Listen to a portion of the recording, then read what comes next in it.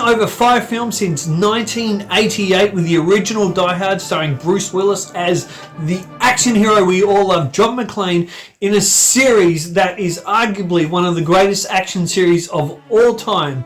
Well, I'm going to review it. I love this series, and I have to tell you, this is, even though it's my first ever ranking, this is bloody hard. Or should I say, Die Hard. You're very perceptive. I'll see you at the bar to discuss it.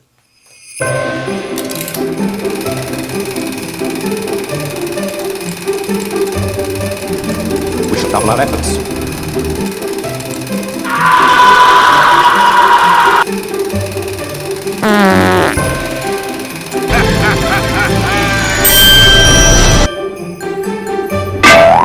Mayday, mayday. Anyone copying Channel 9? This channel is reserved for emergency calls only. Do I sound like I'm ordering a pizza? You know what you get for being a hero? It's shot at. You are about to have a very bad day. Tell me about it.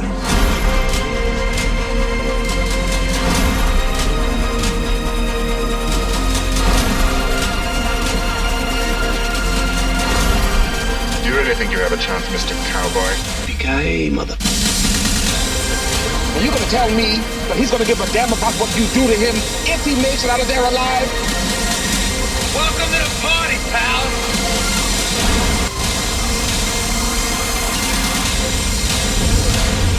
She just killed a helicopter with a car. I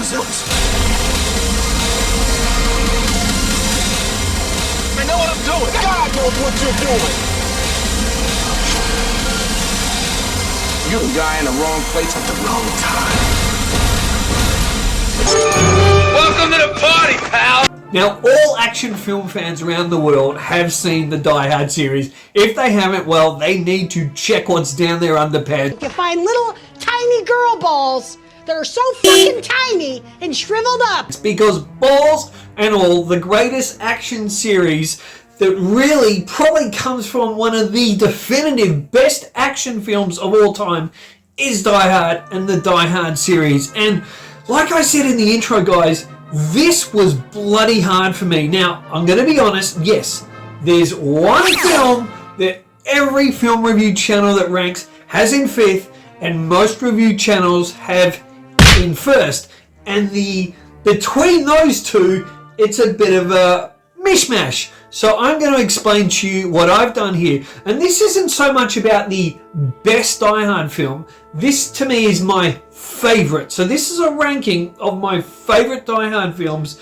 And I'll tell you what, over the last year, it has massively changed. But before we start and get into number 5, can I ask you guys to subscribe? Do it.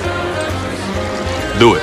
Subscribe to the channel. It's very new. This is from the point of view of a former filmmaker and myself. I'll always be a filmmaker at heart and a former cocktail bartender. I feel like Tom Cruise in Cocktail.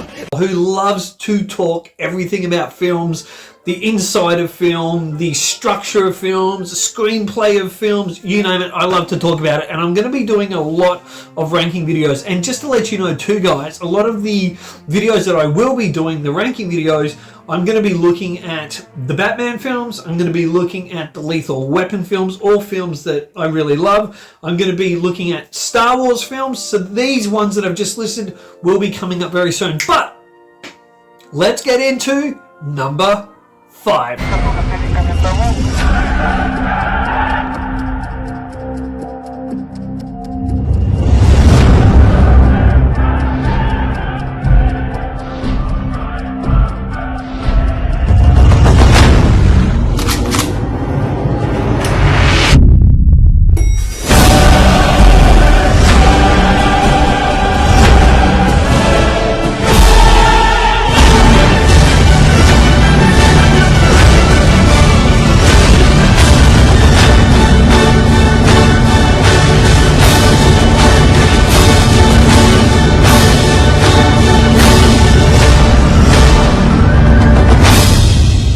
.007 of Plainfield, New Jersey. If you have a look at any ranking videos across YouTube with other film review channels, They have all pretty much got Die Hard 5, or A Good Day to Die Hard as they called it. They've pretty much all got it at the bottom of the list. This is not a great film. Now, I am going to get to some good points, but right now I'm going to say why I really don't like this film much. I certainly don't like it for a Die Hard film. Now, if Jai Courtney, who I don't think is horribly miscast, I just don't really like him as an actor, but if he was playing a Russian and Bruce Willis was cast as his father, and the father is a ex-military guy and now he's just a farmer and wants to tend to his property, and his son goes off and gets in some political espionage thing, great, fine, we could have that film, we could watch that film, who knows, maybe a franchise could be created from it. But to pluck John McClane into this story, put him into this story and put him in Russia is a massive no-no. I think it's like when you take John McClane out of America, it's like taking space out of Star Wars and lightsabers out of Star Wars. It's like taking sexy outfits out of Marvel and not having superheroes. It doesn't make sense. It's even like taking sand away from a beach. It's wrong. He's like the everyday man that we can relate to. Now, even when he goes a little bit over the top in certain films, with certain action films, hey, who doesn't love that though? Because we're living out our fantasies through him. But what they've done here is, there's a real slowness here. There's a massive slowness in his performance. If you compare his performance in Die Hard 4 to Die Hard 5, there's just a gulf. There's like an ocean of difference. You know, the size of the difference here is just absolutely crazy. So his performance is really, it's stilted, it's badly written. They haven't written this well for Bruce Willis at all. And then they have his son near the start of the film keep calling him John, and then put a gun to his head. And even John McClane, Bruce Willis, he says, what, you're going to shoot me? You're going to shoot your father? It doesn't work. It just really doesn't work.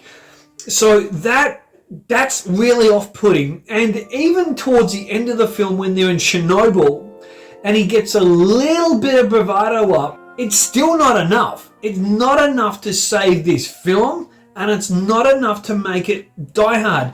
And the entire film is very grey and dull and lifeless looking. And I think you get that when you shoot in Russia, because every film I've seen with Russia, hey, it's not exactly Miami with beautiful beaches and nice blue skies. So, yeah, I think what they were doing with this, they were trying to give us Jason Bourne. They were trying to do a Bruce Willis Die Hard version of Jason Bourne.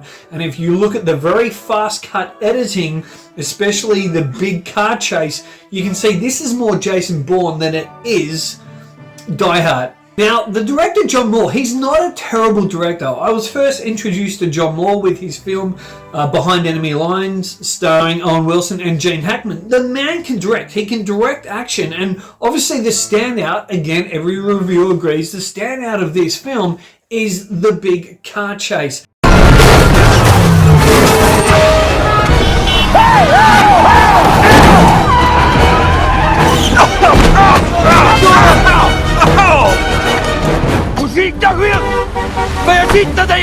What? Это Москва!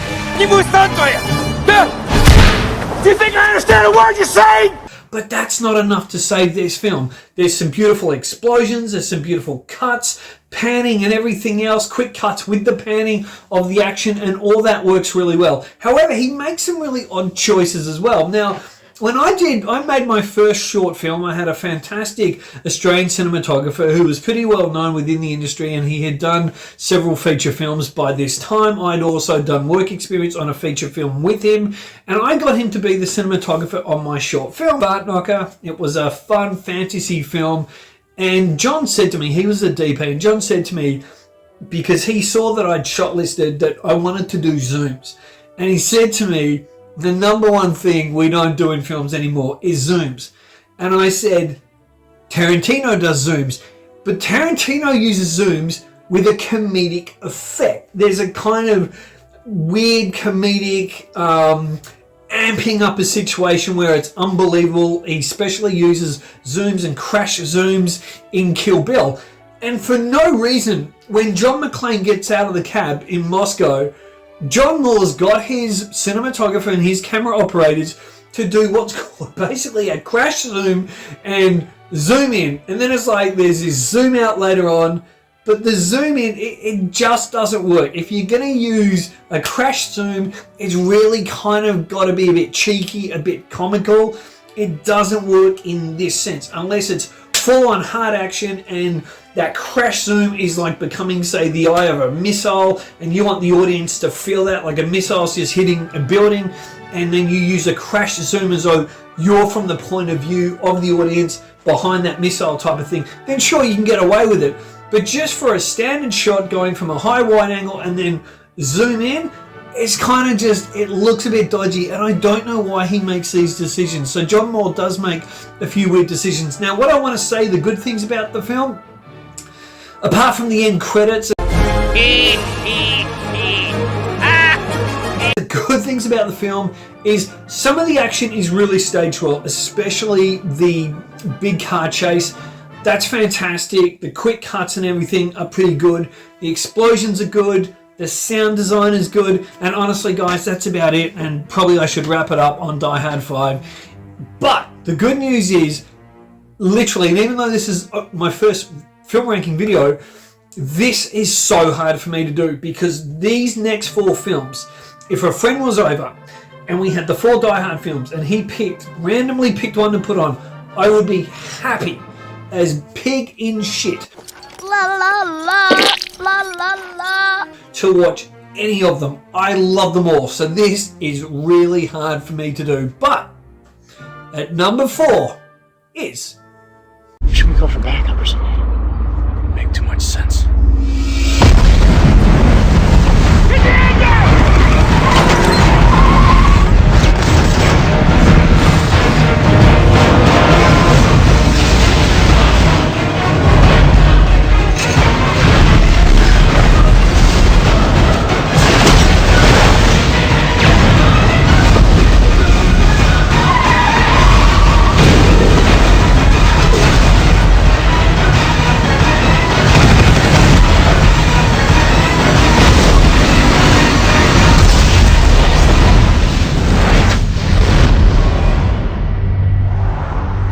So calm. Have you done that kind of stuff before? So Die Hard 4 is in my 4th position. I actually love this film, and I think over time a lot more Die Hard fans have really come to like it. I saw it in cinemas when it was released and absolutely loved it then, and I still love it now. So it really does kind of flip up and down with me from the films that are in 2nd to 4th. I can kind of swap them. There are specific reasons why I've ranked the films in the way I have, which we're yet to get to all of them. But this film for me is so entertaining. Now, Bruce Willis is back. Bruce Willis is fantastic here. He's got attitude. I love the relationship between he and Justin Long's character. There's a bitchiness, you know, it shows a bit of old school where Bruce Willis's character, John, he's into Creedence Clearwater Revival. And Justin Long's character is a smartass and dissing old music. But they use their strengths together. So the tough guy with the smart kid, during this adventure, they join forces like mentally and physically together, and they combine to make a great team. And the on-screen chemistry is fantastic to watch.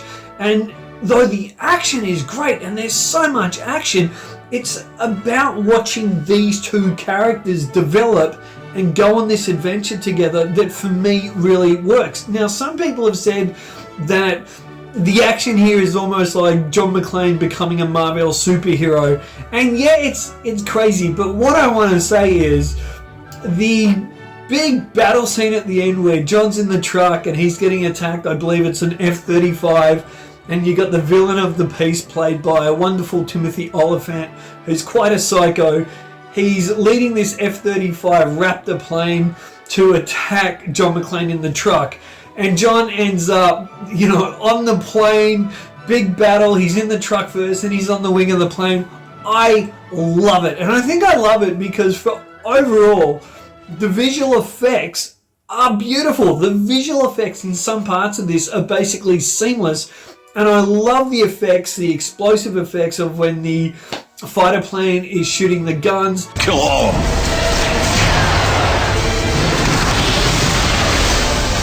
Take your best shot! And you just see the part of the freeway just collapsing and the truck under it. I love that stuff. I think the sound design, I mean, when I saw this in the cinema, the sound design almost blew my ears off. Is great. The score is passable. The score is pretty good as well. But I have a lot of fun with this. And it's seeing, for the last time, it's really seeing Bruce Willis as John McClane, as a compass mentis guy. A guy that's in charge, that's tough, that has still got that attitude, where Die Hard 5, it was like just a shell of what we get here. So for that reason, I've got Die Hard 4 in this spot. I will say a negative I have that I've always had for it, and it hasn't changed, is even though she's badass and I love her, I think she's played by Maggie Q, the Asian villainess, when she gets hit by a car and smashed into an elevator shaft wall, she's dead. Anyone would be dead. If they're not dead, they're paralyzed, they're not walking, and then she gets back up, climbs over the car in the elevator shaft, and then she's in this full-on fight. As fast as you can. Hey!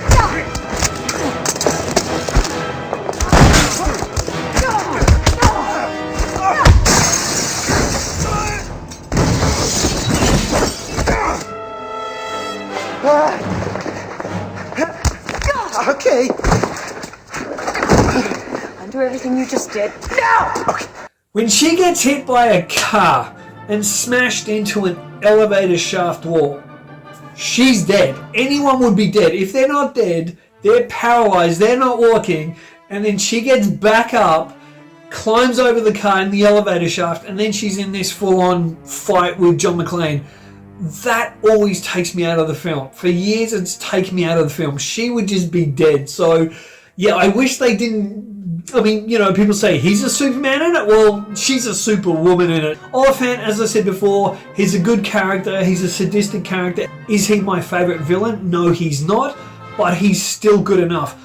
I do find the ending a little weak, though. The very last ending, and spoiler warnings for anyone that hasn't seen Die Hard 4, when John shoots through himself and kills the bad guy there. I find that a little bit weak. I do love the fact that Lucy McClane is in it. I would have loved it more if Holly McClane was in it. But to have the daughter in, I think that the chemistry works really good. I think she's fantastically cast off against Bruce Willis. And I like the little fun interaction between her and Justin Long's character as well. So overall, I love Die Hard 4. It's a fantastic film. And like I said, this is such a hard list to do because Die Hard 4 could be right up the top here. So Die Hard 4. And now, for number 3 is... Story of my life. They say lightning doesn't strike twice. That's how I spent Christmas last year. They were wrong. McClane, is this what you were expecting? Nah, this is just the beginning. Bruce Willis, Die Hard 2. Die Harder. If you were going to have a top 20 of greatest sequels of all time, then I think Die Hard 2, Die Harder, would be in the conversation, would at least be in that top 20. It is a phenomenal sequel. And for a long time, Die Hard 2, because of its action and because of how similar in ways it was to the original Die Hard, was actually in my number 1 spot for a long time. I even preferred it over the original. Now, I didn't get to see the original Die Hard in cinemas, but I did see Die Hard 2 in cinemas back on release when it came out. And I had an incredible time with it, absolutely loved it, and I've loved that film for so long. The sound design's incredible, the score is incredible by Michael Kamen. I think the direction is really solid by Rennie Harlan. I love the fact that it's kind of made believable that John McClane is back in another terrorist situation. And I love the fact that this is the only other movie, obviously, than the original that has Holly McClane in it. And even though, obviously, I've got Die Hard 3 higher than this one because I haven't talked about it yet, and where I go wrong with a film that's even higher than this is the fact that Holly McClane isn't in it, and that would be Die Hard 3. So I do love the fact that Holly McClane's in this film, though her stuck on an aeroplane the entire time, and the fact she's in the aeroplane with Dick Thornburn, yes, a little bit too much convenience. Dennis Franz plays a pain-in-the-ass cop. He grates on my nerves a little bit, but if he wasn't there, he wouldn't add the banter with John McClane, with Bruce Willis, who is brilliant again as John McClane. I like the villain. Some people think he's not as great, not as strong as Hans Gruber, but look, guys, Hans Gruber is probably in the top 5 villains of all time in film history. You're very perceptive. So, trying to come up to him and level at that, not many villains can do that. But William Sadler plays this villain as a deranged maniac. Like, when I say deranged, he's controlled, but this guy is evil. He will kill people, as proven. He will kill people if needed. And another great point about this film is, even though, yes, they wanted to, to take it out to a wider audience, and it made probably double or triple the money than what the original Die Hard did, but it's not afraid to be violent. It is so violent, especially the icicle scene, stabbed straight through this guy's eye, which is awesome. There's subplot, subtext, everything within this film, from the good guys, the bad guys, who can John McClane really trust? So I love this film. And some other people that have done their ranking videos saying, oh, it's a bit too similar to the original. Well, again, you're damned if you do and damned if you don't, because then the same people will say, well, I'm not a huge fan of this film because it's way different from the first film. So, I love the fact that there's similarities between this and the original film. And like I said earlier, it brings back Holly McClane because we need that emotional tie between John McClane and his wife, Holly McClane. I think that's really what works in the Die Hard films. And of course, 3, 4, and 5 don't have that emotional tie. And those films always lack a little bit because she's not there. Now, she doesn't always have to be in danger like she is in 1 and 2, but just to have her presence in the film and to make John McClane a kind of happier, everyday man who's married, happily married, that would have been my preference for the series. But hey, who knows why they didn't do it. But I love this film. It could easily have been in my number 2. It used to be, like I said, in my number 1, and it could still be there. It's so hard doing this. But yeah, basically literally over the last year, this has gone into number 3 spot because the next film I just love that little bit more now. And the next one is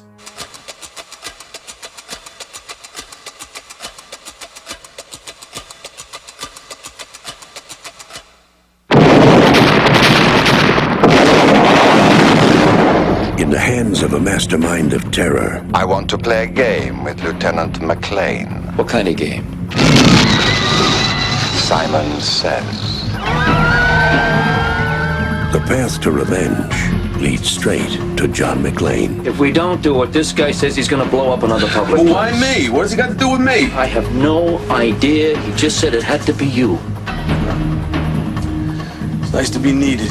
Simon Says, get to the paper in Wall Street Station by 10:20, or the number 3 train and its passengers vaporize. I'm not jumping through hoops for some psycho. That's a white man with white problems. You deal with it. Where the hell are you going, McClane? I know what I'm doing. Not even God knows what you're doing. This guy wants to pound on you till you crumble. Are you aiming for these people? No. Well, maybe that mime. He wants you to dance to his tune and then kill you. Oh, dear. You don't like me because I'm white. I don't like you because you're gonna get me killed. On May 19th. This is a bad idea. Ladies and gentlemen, I'm a New York police officer. I'm going to ask you to calmly and quietly start moving towards the other end of the car. When the theater goes dark. Trust me, guys. Duck. The roof blows off. There's no bombs. And for some reason, he's very angry with me. This, as they say, is where the plot thickens. They knocked over the Federal Reserve.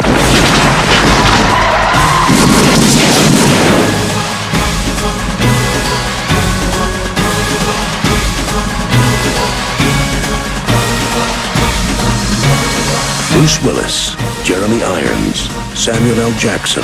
Congratulations! You're still alive. Yippee-ki-yay, in a John McTiernan film, Die Hard with a Vengeance. John McClane, NYPD. Are you all right? Yes. Laundry day. And the number 2 spot is Die Hard 3, Die Hard with a Vengeance. And for many years, this was my least favourite of the Die Hard films. I just wasn't a fan because it didn't have what we knew John McClane to have. There was no Holly, there was no Lucy, we didn't have Al, or Al Pal, whatever his name is, the big black cop. We didn't have all those characters, including Dick Thornburg as well. And I guess I kind of really liked those. Basically, it was suddenly John McClane out on his ass, no family, nothing around him, he was back in New York, etc. And that didn't work for me. It really didn't work. But what holds the film together through it is not just having John McTiernan back for incredible action and his shot composition of the action, but it's clearly Samuel L. Jackson as Zeus. And their chemistry is incredible. Uncle, you better come look at this. What? It's a white man standing in the street. I've seen one. Not like this. And that's what keeps the film going. And the pacing, right up until the point where they're going through the schools and they're looking for bombs, the pacing was beautiful. The characterization was fantastic. I found it a little bit, yes, Zeus is a great character and funny, but he's so full blatant racist that it's white man, white man, white man, white man, that it gets a little bit grating. You don't like me because I'm white. I don't like you because you're going to get me killed. But he is very funny as well, and overall their chemistry is really, for me, what makes this film work. Simon says, get to the payphone in Wall Street Station by 10:20, or the number 3 train and its passengers vaporize. I'm not jumping through hoops for some psycho. That's a white man with white problems. You deal with it. Where the hell are you going, McClane? I know what I'm doing. Not even God knows what you're doing. The set pieces, like the train crashing sequence, is awesome. There's no bombs. I love the car chase later on, especially when the car does the spin and John McClane's boom, boom, boom, shooting with his gun. I think it's really interesting bringing back a connection to the first Die Hard film with Hans Gruber's brother, now the villain here, played by a sinister Jeremy Irons. And so I actually really enjoyed that. Hello. Birds of a feather flock together, so do pigs and swine. Rats and mice have their chance, as will I have mine. Nice. Rhymes. Why was the phone busy? Who are you calling? The psychic hotline. I'd advise you to take this more seriously. Look, it's a public phone. What do you want me to say? You can simply say there was a fat woman on it and it took you a minute to get her off. Now, John, there's a significant amount of explosive in the trash receptacle next to you. Try to run and it goes up now. Nobody's gonna run, but I got 100 people out here. I like the subplot of the villains knocking off the gold from the Federal Reserve. I thought that was really good. In all, this is a fantastic action film, and it's so good that John McTiernan was back to direct it. And this is why now it's my number 2, because it's a film you can put on with the popcorn and just absolutely enjoy. And it has enough of the classic Die Hard elements, and it's really probably the last film where John McClane, Bruce Willis as John McClane, is at his peak best as John McClane. Yippee-ki-yay. And now for my number 1 Christmas film of all time.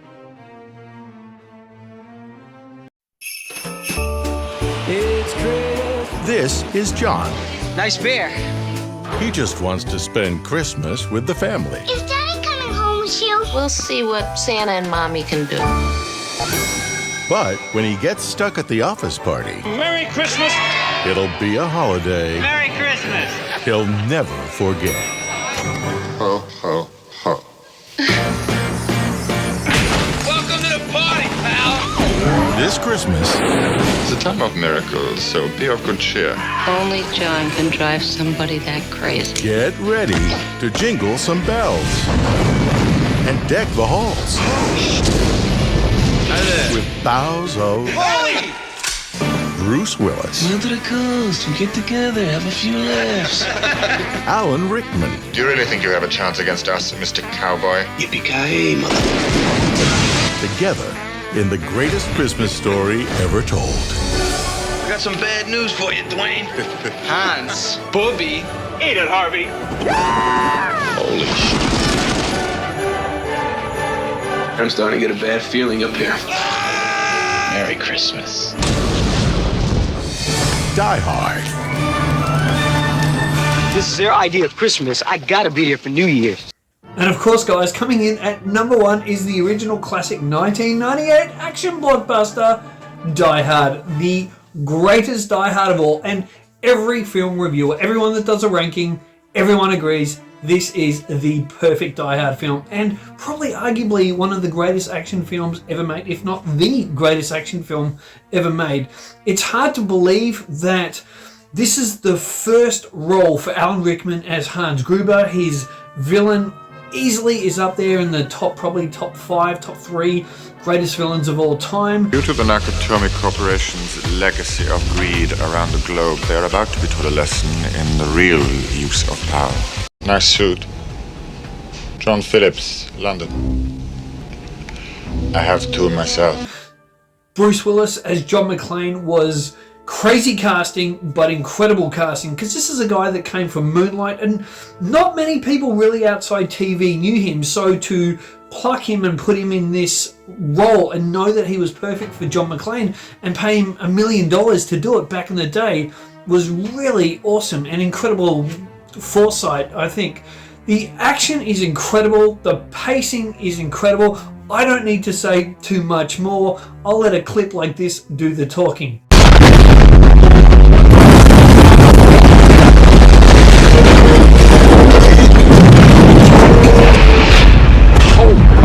Christ. I'm gonna need some more FBI guys, I guess. And for the budget it had, John McTiernan made the action incredible, but what is at the core of this classic film is the heart, the relationship between John McClane and Sergeant Al Powell. Could be a fucking bartender for all we know. Played by Reginald VelJohnson. I love their relationship, and there's a redemptive quality there where John McClane helps this guy, even though John McClane is the guy that's trapped inside the building.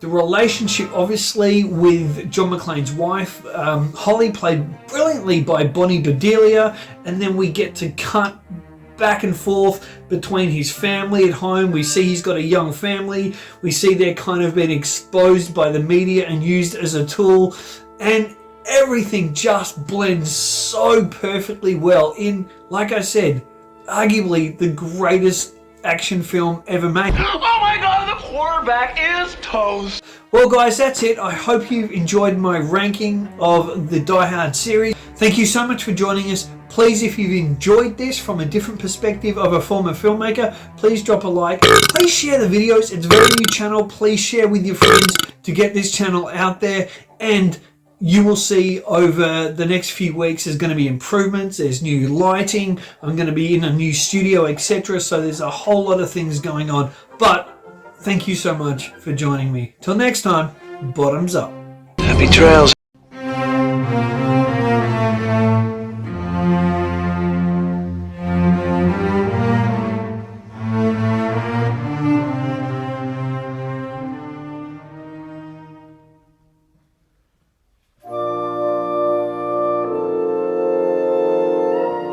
I could use a Twinkie.